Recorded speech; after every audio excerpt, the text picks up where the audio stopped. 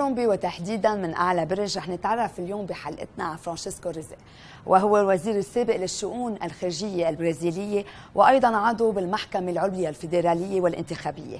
خلينا سوا نتعرف عليه عن قريب.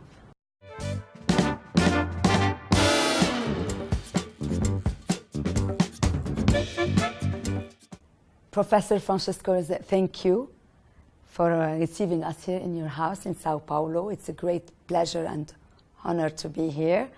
You are a very famous lawyer, a former professor in many universities in Brazil, as well as the former president of the Federal Supreme Court and the ex-president of the Superior Electoral Court. And you were the ex-minister of the Foreign Affairs in Brazil.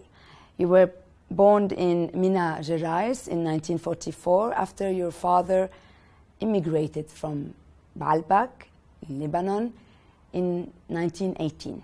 Tell us more about this immigration. You know, Karen, my mother's family went to Brazil in the late 19th century. Some of my uncles, my granduncles, on the side of my mother, were already established in Brazil, in many parts of the country, in the late 1880s.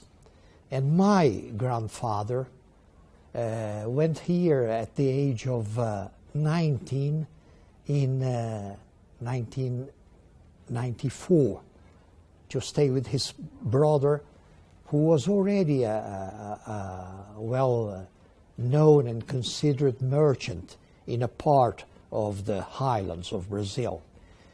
Then my grandfather went back to Lebanon and again to Brazil in 1912, when my mother and my first uncle had been already born in Lebanon. So that the family has deep roots in this part of Brazil. The most recent members of the family, having immigrated, came in the late 50s, so many years ago. It's a family of merchants in the beginning, with a number of doctors, of medicine doctors, of physicians, and professors of medicine also. I belong in the family to a small minority of lawyers. I have a cousin, for instance, who have presided over the federal court in Sao Paulo. My sons and also a nephew. But we are mostly a family working in technology and especially medicine. Yes. With some lawyers amongst whom I am. But all successful, of course. I also heard that your father and mother were very famous in the community. Your father was really known for his values and his big heart. He was a very respected man in his field of activity and a very esteemed man. The chronicle of his dad registered the fact that he was a man of business and of magnanimous heart. Yeah. My mother, she became a widow very early for the time. I was 18 when I lost my father, and she was a community leader, a leader on the field of the assistance of children in need, like I said, for handicapped children. Yes, it's a great yes. job because it needs much of her time. And you know, maybe her human touch. Yes, yes.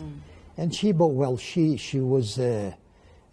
lived much more than my father. She died a few years ago at the age of 97, having kept her lucidity and her strength until the last moment. This is It was remarkable. Remarkable. Exactly as she wished and planned. Did your parents used to speak Arabic? Yes.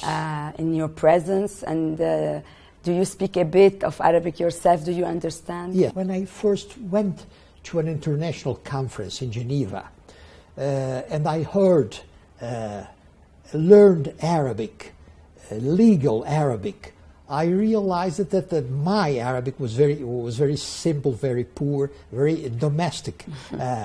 But I heard the language during, and this is why I say today that it's a very, very rich and difficult language. Otherwise, I would have the control of Arabic because I heard the language during my childhood, spoken by my parents and by other members of including others who were unable to speak Portuguese. Most of them, even those who immigrated already at the age of 40, 50, learned Portuguese and were able to read and write. But some of the oldest members of the colony in that part of Brazil were unable to speak Portuguese. And with them, it was always a question of understanding Arabic in order to communicate with them. Indeed. I noticed that in Brazil it's a must to know the language, the Portuguese language, because really we cannot find a big percentage of people who speak another language like English or French. Knowing that you have only a brother who is an engineer, tell us more about your childhood and the best memories you have. Well, it was a province childhood. It was a small town. I don't consider it's too small. It's a 40,000 inhabitants town in the south of Minas Gerais, where I was primarily educated, and I lived in a very happy society. It was good to be in that part of Brazil in that time of the 20th century, and it was especially good to belong to the Lebanese colony. Why? You know, Karen, we were considered to be a special part of the local society due to our union. The Lebanese colony was very, very much united, irrespectively of whether they belonged or not to the same family. And with a taste for life, which was considered to be an example for others. It was good to belong to that part of the local society in that during that very interesting part of the history of the country. Yeah. You told us before that most of your family went into the medical field, but you are a lawyer. Why did you choose to be a lawyer? Did you like it, or you wanted really to succeed what already you've done? It was my parents' project for me to send me to the medicine faculty, but I understood at the age of 16, 17 that that was not my vocation. I preferred humanities. I preferred to manage the language and the argument. I also considered the fact that if my mother wanted to be assisted during her old years, she was already provided of a number of doctors in the family, so it wouldn't make a big difference in the course of her project. I understand. أنا موجودة اليوم بمكان اللي تأسست فيها ساو باولو سنة 1554. مثل ما شفنا فرانشيسكو رزق ولد بميناس جيراز سنة 1944 من بعد ما هاجر والده من بعلبك سنة 1897، ودخل أفضل الجامعات منها بانتيون باريس 3 وهارفارد وأكسفورد، وهو حائز على دكتوراه بالحقوق الدولية. لتعرفوا أكثر عن حياته المهنية المميزة خليكم معنا بعد البريك.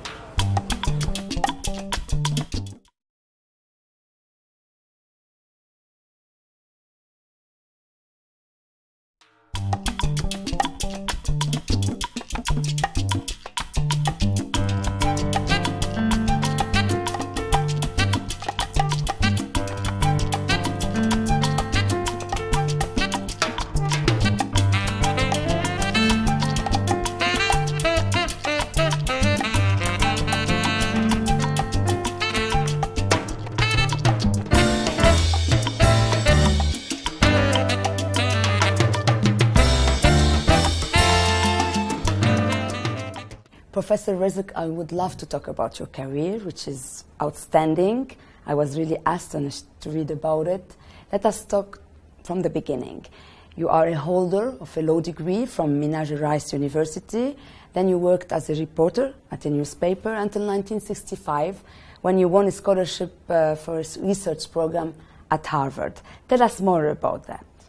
I was a student in Minas Gerais, an undergraduate student in law in Minas Gerais when I went to Harvard for it was an extension program on life and institutions in the United States and problems of economic development. It was a program organized by an American institution in order to bring there every year some 100 Brazilian, what they called student leaders. We refused this qualification, but they called us, they used to call us as you are very humble, always. Student leaders. And it has been for all of us.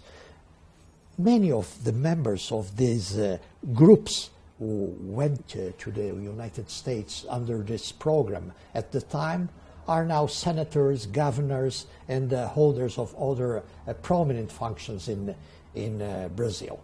But it was an extension program in Harvard with a stay in family houses in Massachusetts, an extraordinary experience. During my law course in Belo Horizonte, I was also a reporter, actually a deputy reporter, and not a graduated reporter, but an assistant reporter in the Diário de Minas, a local newspaper. You know, Karen, in this country, even today, you can hardly find in Brazil students only dedicated to their studies. Most students in this country do work, not only in humanities, law, psychology, but also in medicine, technology. Most students have to work in order to support themselves while they study. During my legal course in Minas Gerais, I was therefore a reporter, an assistant reporter at the Diário de Minas, and it was a marvelous experience to look after the facts and to report and to write and to improve the art of writing in a newspaper. So I have good memories of this professional experience, precocious, and I keep until now my articles, reporter document. And this maybe helped you to be a great writer. You have many published books. Yes, regarding law. Also, I come from. I was a part of a generation of students in Minas Gerais, very much fond of literature and willing, most of them, to write something. Normally short stories, but some poetry also. From those candidates to literature, some half dozen in my group are currently very remarkable writers in Brazil. Indeed. I would like to know about your experience at Harvard as a Brazilian student. How was it? Well, it was fantastic for all the members of the group, because some of us, our ignorance of the American reality was so huge that we understood, we supposed that we were going to a very aseptic and modern and somewhat dominated by technology and pragmatism.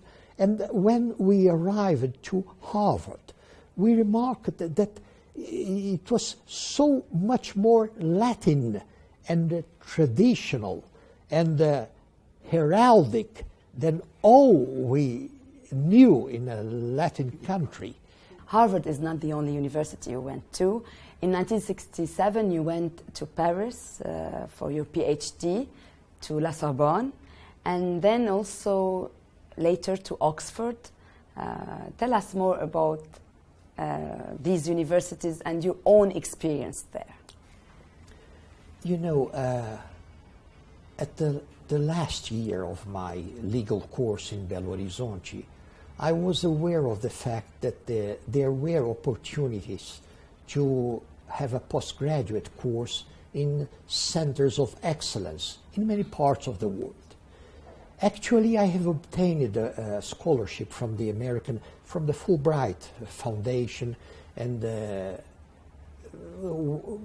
was a proposal of a master's degree either in Columbia, New York, or in Berkeley, California.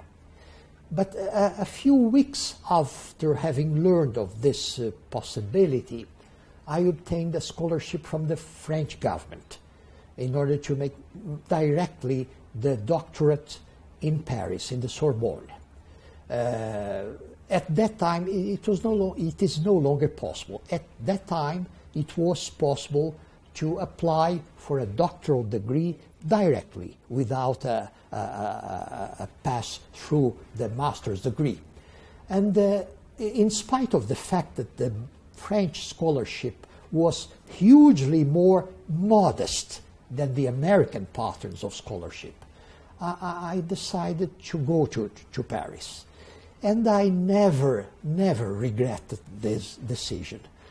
So I arrived to Paris in September 1967, and I have been there for the whole year, remarkable, unforgettable year of 1968. Then you went to Oxford, where you got your diploma in international public law, and you are an honorary fellow there.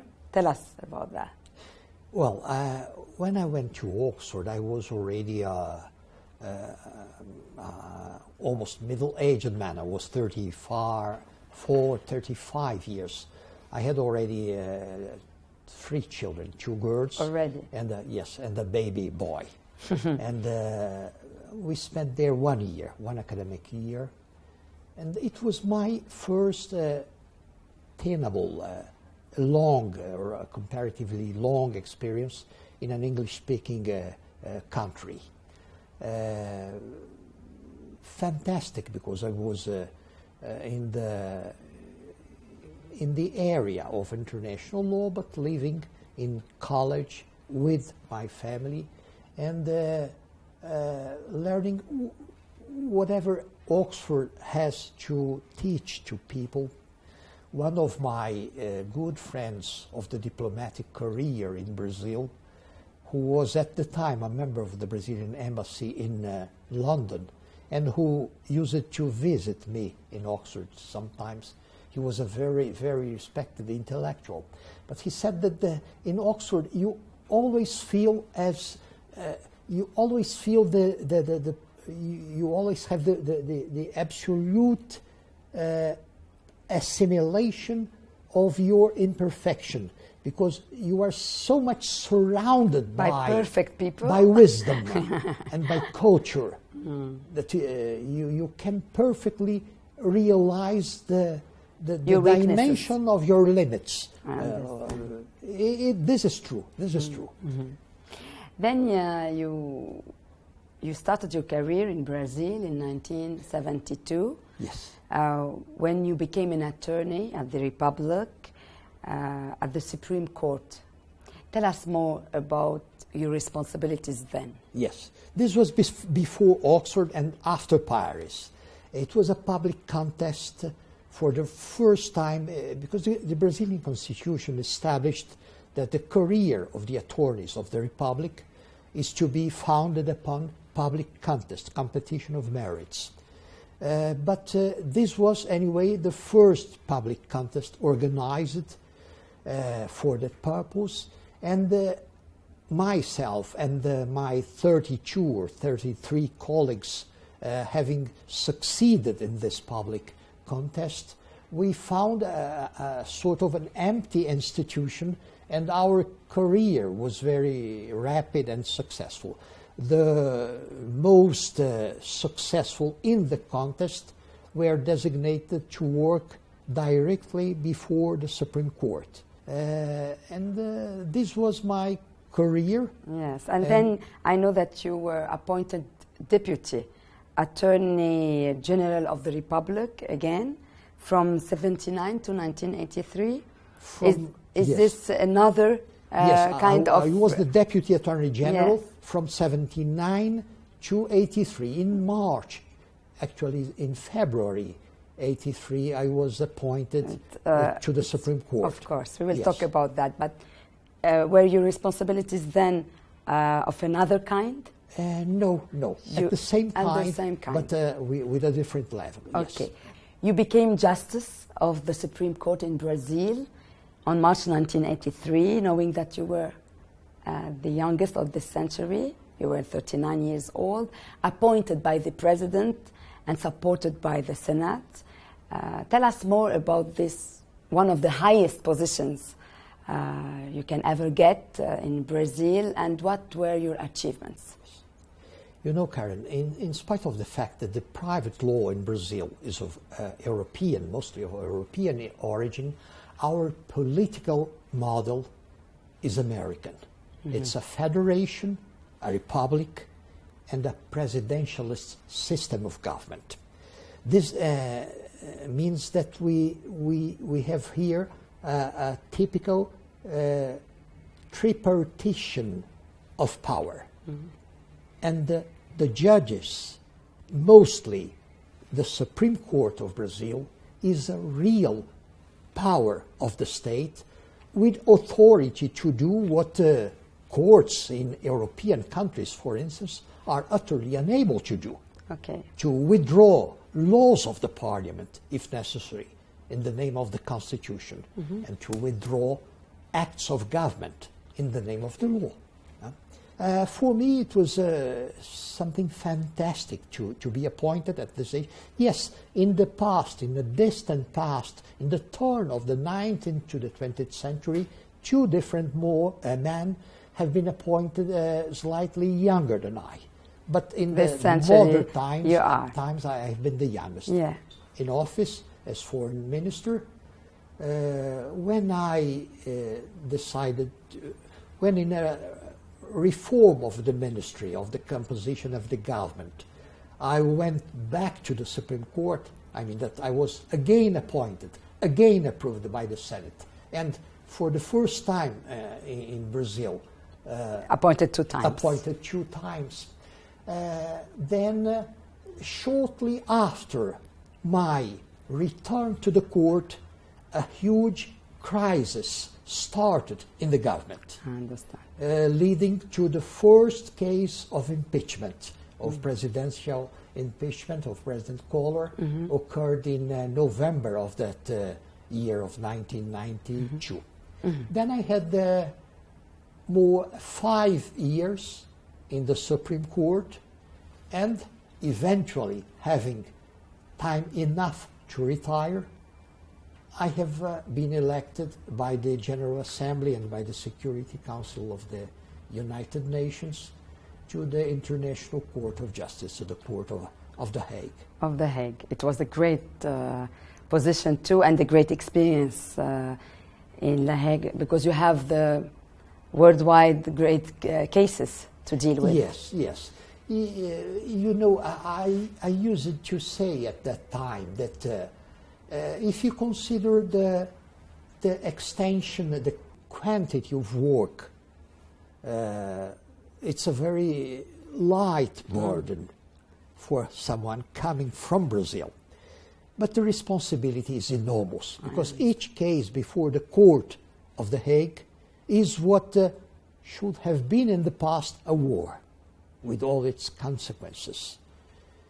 This is the reason why every case in The Hague produces a decision of a volume, with other volumes corresponding to the oral pleadings, to the written pleadings, and so. So the cases are very difficult, complex, and they cannot be, what can I say, maybe resolved in each country. I mean, there are many big cases, non-resolved big cases that are sent to The Hague. To The Hague, there's cases involving states. I understand. The only parties before the Court of The Hague are sovereign states. And, my period of office in The Hague, 1996 to 2005, was extraordinarily rich. There were periods in the history of the court which have been somewhat boring for the judges, due to either to the small number of cases or to the not of the comparative poverty of the legal questions dealt with. No, my period was extraordinary. We had dealt with a number of cases involving borders, territorial and maritime borders, but having to do with more dramatic episodes, as the case of Lockerbie, as the case of the oil platforms in Iran, as the case of the nuclear experiences in the Pacific. Very hot subject. And the case of the wall in Palestine. One of the most extraordinary decisions of the Hague Court, and also one of the moments where, before the bar of the court, we have seen the most brilliant lawyers of the world, all on the same side, all defending the same thesis, eventually prevailing. I would love to talk about the political side of your career. You were elected Minister of the Foreign Affairs of Brazil from March 1990 till April 1992. You were the first Brazilian of Lebanese descent. Tell us more about this position and your responsibilities then. Yes, really, I was the first Lebanese Brazilian to be the foreign minister of the country. At the Supreme Court, there have been shortly before me 2 men of Lebanese origin occupying the chairs of justices. It was very stimulating to deal with international politics at that time, but there was no substantial change in the general lines, in the philosophical lines of Brazilian foreign policy. This has been always, Karen, a very independent country, a non-aligned country. Brazil did not integrate formally so-called list of non-aligned countries, but it would be very difficult to find a more non-aligned country than this one. And the American government, in a number of cases and instances, had to face this reality. This is not a very docile neighboring country. I understand. Very independent in all senses, and including the appreciation of the Palestine question. And I must say, this is a question of integrity, of engagement to the truth, that the current government of Brazil and its predecessor have been always very loyal to this cause, to this appreciation of the Middle East question according to the best standards of law and justice. I can feel how important is this subject. You have mentioned the Palestinian case twice. Why are you so proud to deal with this case? You know, Karen, this is a point, this is a matter, the Palestinian question, the question of the Middle East, a point that is not very fairly treated by the international media, is not fairly treated by a number of governments all around the world. So for someone having Arab blood, it's comfortable to see that in its country of adoption, the general vision of the problem, even the media's approach to the question, and most especially the government's, the official positions, are really wise understandings and positions, and positions which are coherent with our devotion to the sense of law, of enforcement of law, of international law, and of international justice. You have published many books, mainly about law, and you have this passion to share all your knowledge with the others, don't you? I'm a university professor. I have always been a man of a classroom. And I understand, Karen, that especially when we are led by life to prominent positions very early in life, it's important to have students before you, because they challenge you every moment. They induce you to be autocritical and to try to improve yourself. I think that it's a very unfortunate option to be led by life. In my youth, Karen, I wrote short stories. A number of students of my generation were fond of writing short stories, small literature, although some of them became very important writers of contemporary Brazil. I have been a publisher of historical works having to do with the Council of State of the first empire of Brazil between 1824 and 1860 or so. I have published a law of treaties in 1984, and the most important textbook on international law. It's a book where the first edition was published in 1889. We are now in the 15th edition, and some 7,000 copies are published every year.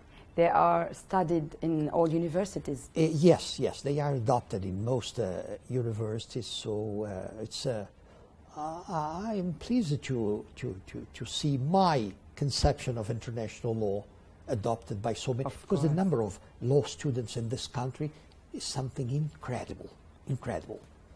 And also young lawyers also in Brazil, due mostly to the rarity of public libraries of high standard in this area.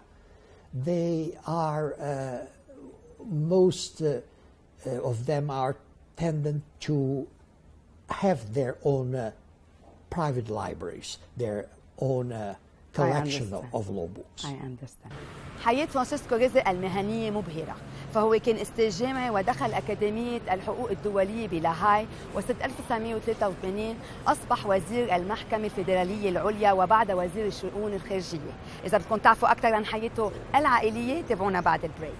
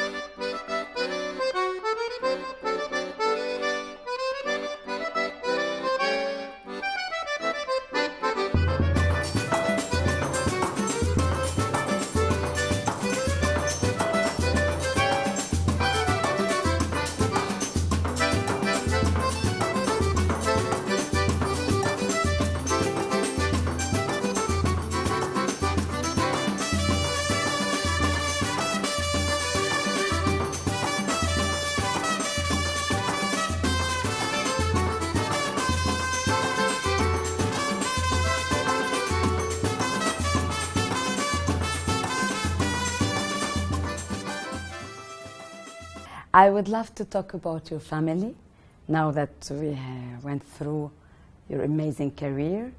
I know that you have been married 3 times. Your first wife and yourself had 4 children. Then you had your last daughter from your second marriage, and now you've been married for the 3rd time since maybe for now 7 years? For now 4 years. For 4 years. Yes. Tell us more about these 3 marriages. Yes. What did they bring to your life? Yeah. My first marriage occurred when I was 26 and she was 19. We had 4 children, 2 girls and 2 boys. And she's a very close friend of mine up to today. And the second also, by the way, the second is herself the daughter of another justice of the Supreme Court of Brazil. Okay. And we have permanent contacts, all of us, and the relationship between my current wife and the other 2 is splendid. And with my children, yes, with my children also. I manage it's not this. Easy. Yes, I manage this as a.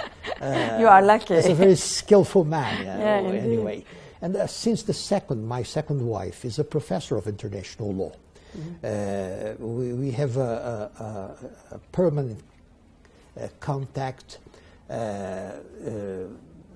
because she very often wants my opinion, my advice on problems that she faces in the university having to do with doctrine of international law. I know that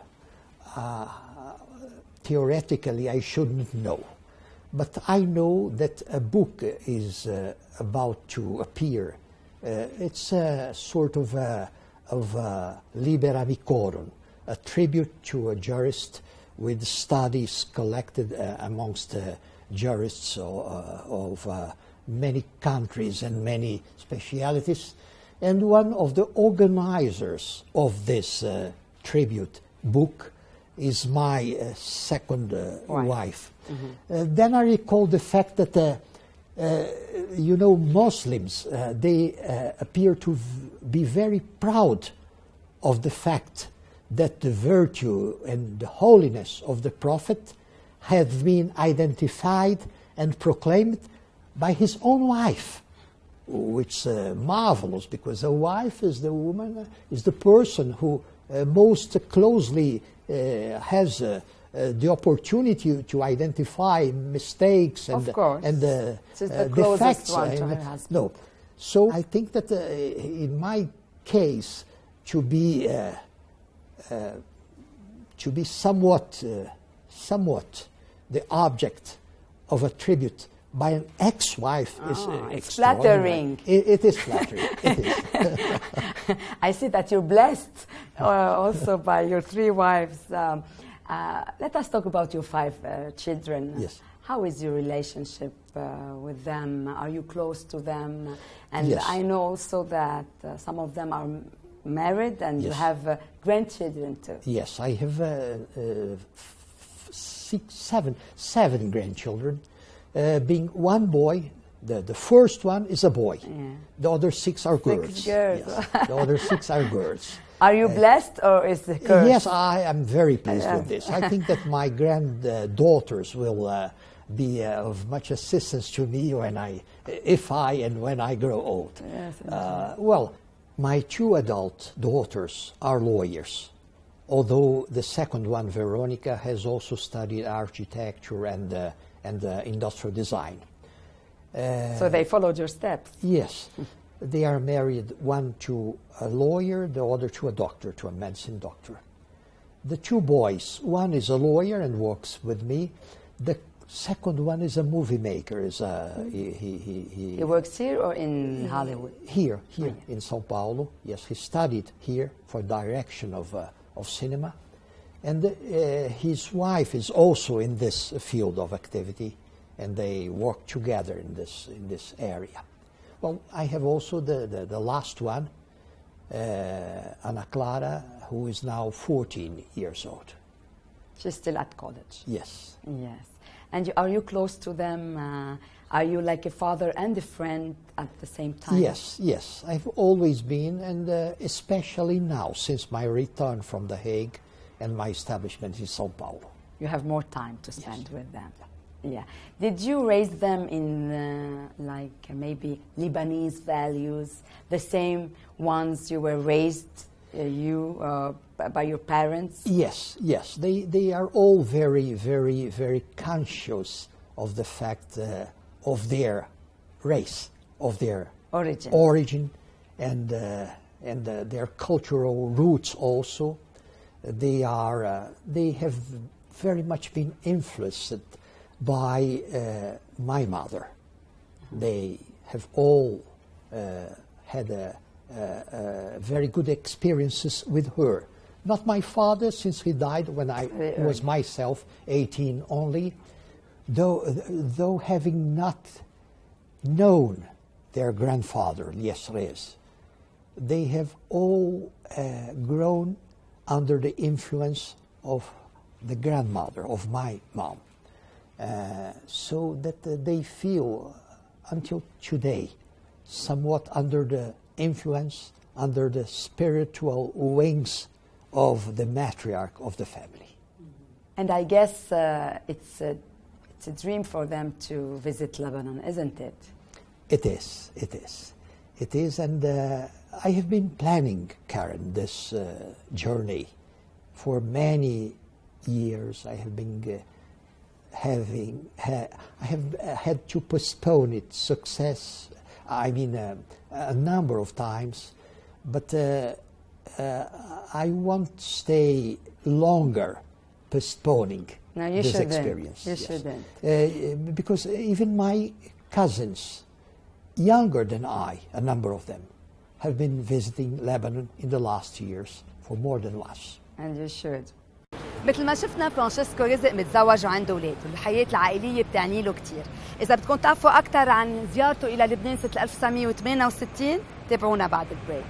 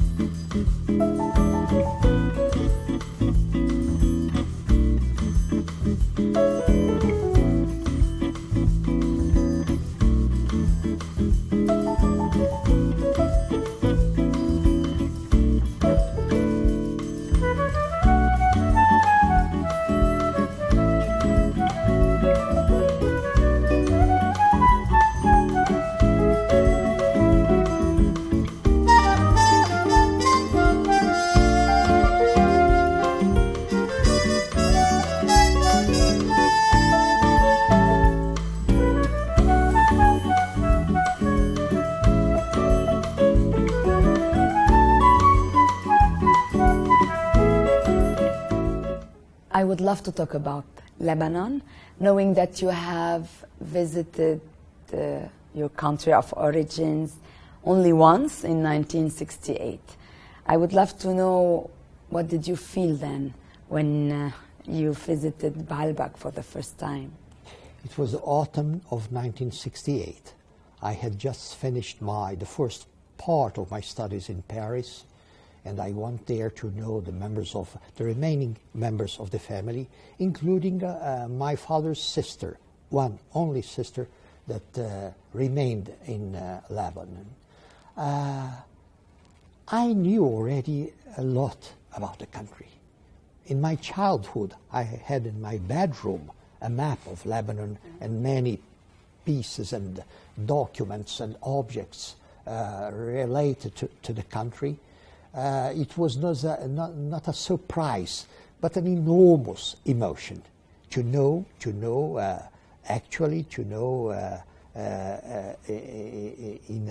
the reality of daily life that country that I knew so very much due to my readings and other experiences. The contact with the family was also very much gratifying for me, and the vision of the country, especially the oldest parts of it, the region of Baalbek, of Hermel, the Syrian border, the Bekaa Valley in general, the small villages like El Feki, El Ain, Ras Baalbek, other parts of the Bekaa Valley, and the historical centers, Tir, Sur, Byblos, and I have seen the whole country.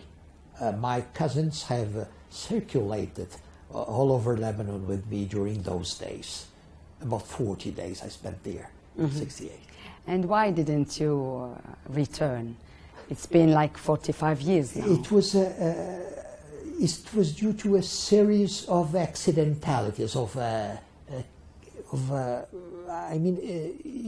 I wasn't planning to go there. When I was foreign minister of Brazil, it was certain that, but eventually facts, unexpected facts, contributed to postpone this project.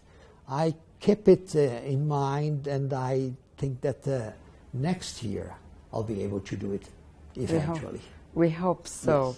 Yes. Did you ever spoke about your Lebanese origins in any of your speeches as Minister of the Foreign Affairs or at the Supreme Court? It occurs very, very, very often. In my case, Karen, this is very transparent. Everyone knows who I am, what are my roots, where my family comes from, and this appears very clearly even in my classroom meetings of every day.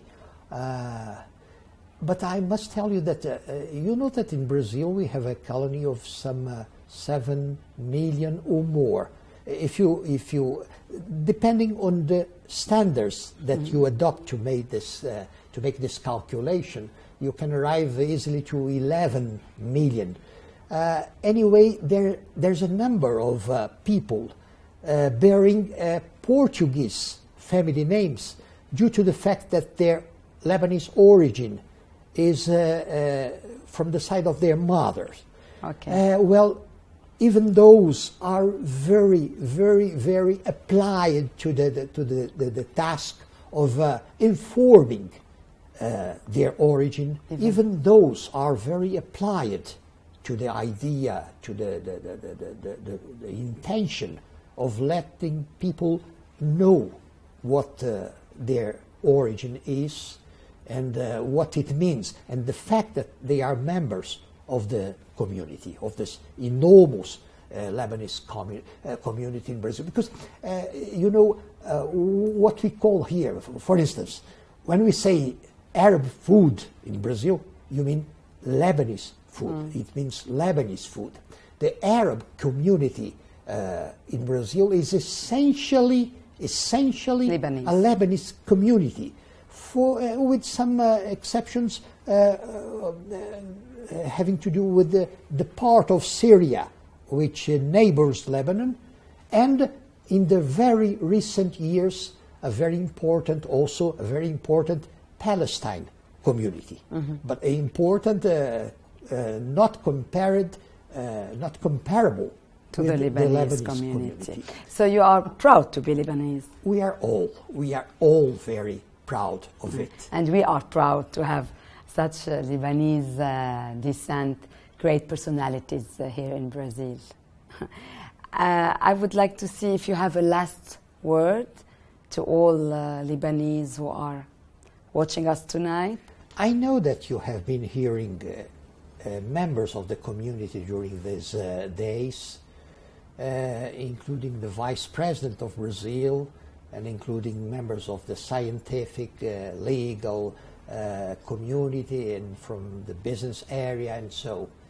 And I think that you have heard from them the expression of very similar feelings. Yes, indeed. On what we feel and what are our concerns about Lebanon, the future of the country, which is for us a very major question, a very major preoccupation.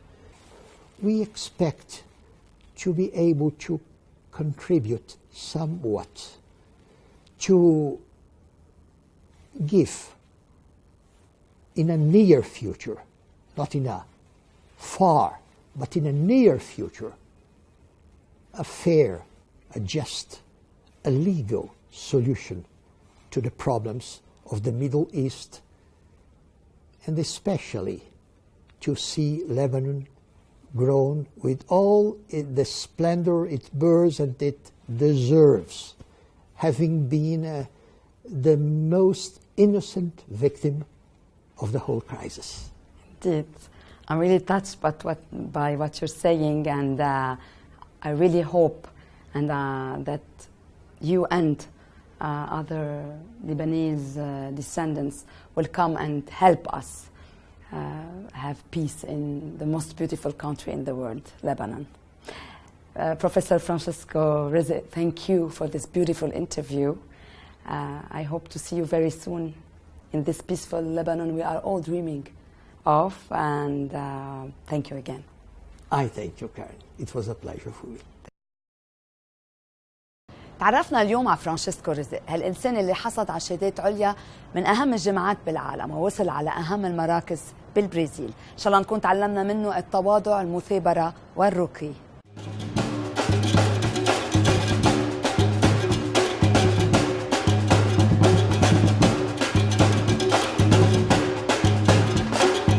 إذا بدكم تعرفوا أكثر عن هالحلقة أو عن فرانشيسكو رزق، ما تنسوا تتابعونا على مواقع التواصل الاجتماعي.